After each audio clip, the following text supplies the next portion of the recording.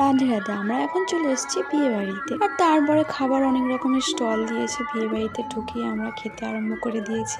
আর এখানে পৃথা দেখো কিভাবে পকোড়া খাচ্ছে। ওর তো পকোড়াটা খেতে দারুণ লাগছে। আর তোমাদের ভিডিওটা কেমন লাগছে কমেন্ট করে জানিও। স্টলের কিছু খাওয়ার পরে মনে পড়লো ছবি তুলতে হবে। বিয়ে বাড়িতে এসে বিয়ের কনের সাথে ছবি তুলবো না তা কখনো হয়?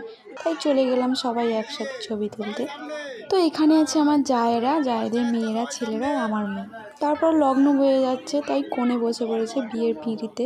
তারপর আমাদের সেলফি তোলা এখনো শেষ হয়নি, আবার চলে এসেছি সেলফি তোলার জন্য। এবার তো একটু খেতেও হবে, তাই তাড়াতাড়ি চলে এসেছিলাম প্রসাদ পাওয়ার জন্য।